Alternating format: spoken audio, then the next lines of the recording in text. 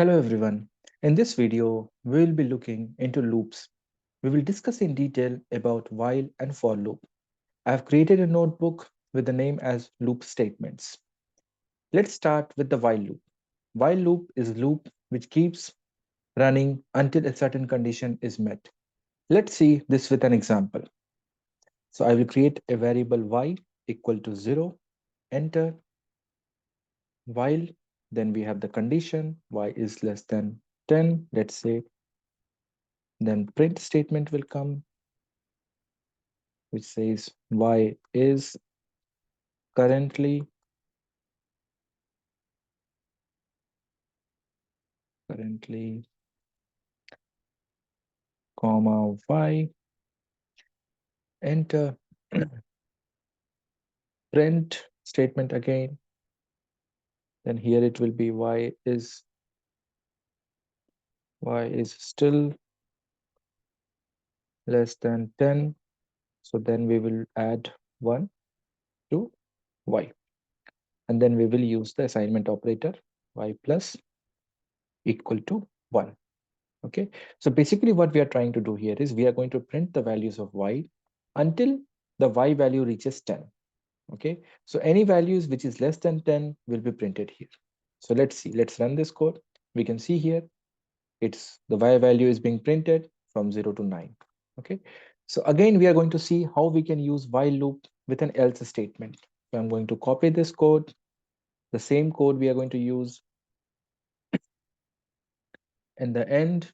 I'm going to just use the else statement, else colon print all done. Okay, now let's run this one. So everything will be printed. Okay, but once the value reaches 10, so it's going to print all done and the while loop execution will be stopped. So we also know that the while loop has a drawback, that if we sometimes it gets into a kind of an infinite loop if the conditions are not met. So let's see an example, and please don't run this code. While true colon print I am stuck in an infinite loop. Okay, so please don't execute this code because the condition will never be met and it will continue running. So I will just write down, please don't execute this code.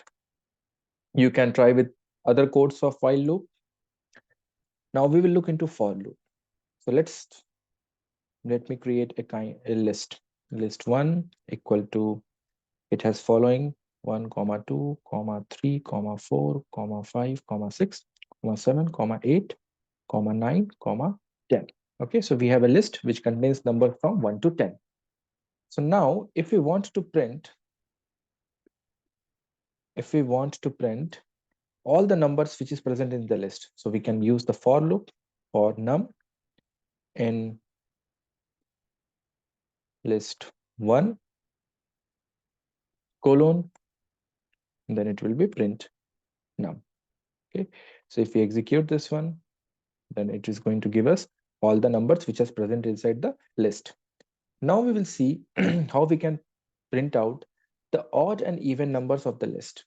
Okay, so let's use the for loop for num in list 1 colon, enter.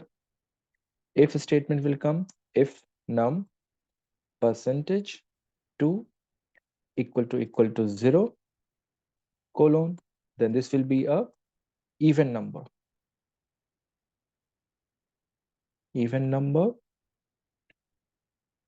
comma num. Now the else statement will be the odd numbers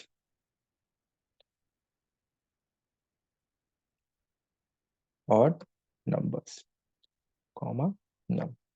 This is going to print the even number and odd numbers while going through each and every element of the list. Let us run this one. So odd number 1 is an odd number, 2 is an even, So like this way, from 1 to 10, it's going to tell us which is an odd number and which is an even number. Now, if we want to find it out the sum of all the numbers which is present here from 1 to 10, so we can do it in this way using for loop. So first of all, let me create a variable list of sum equal to 0.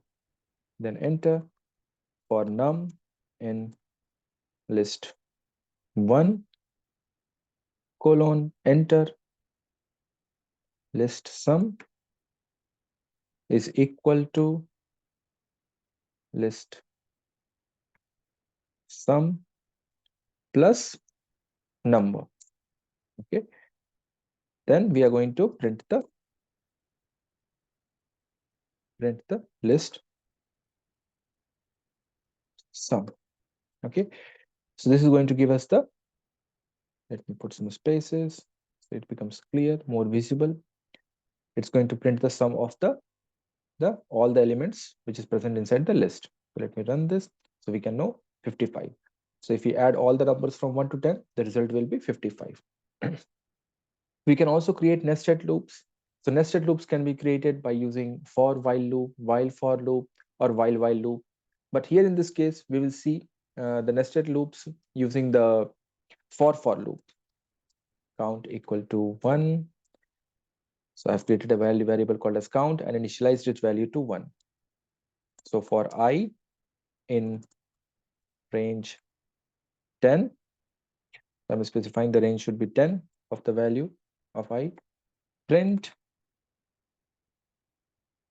str I multiplication I.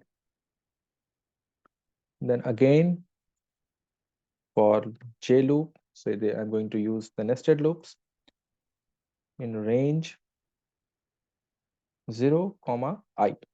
So it is going to do the for loop inside the for loop of I. Okay, then colon, then enter, and then count equal to count plus 1. Okay, so let's execute this one. Shift enter. Okay, so there is some error coming here. What is the error? The error is, okay, sometimes I forgot that I'm using Python. It's just Java thing comes into the picture. Okay, so we can see here that once we execute this one, so we got all the values 122, 333, 444. Okay, so this way we can create a nested loop using for loop, two for loops. Okay, now the another thing is which we are going to look into is about the the loop statements, or we can say the loop control statements. So we have already studied about break, continue, and the pass statements in our previous slide. Okay, slide. So now we will look into it, that how we can use it in the code.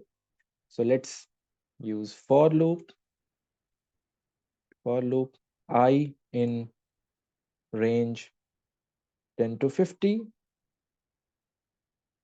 colon enter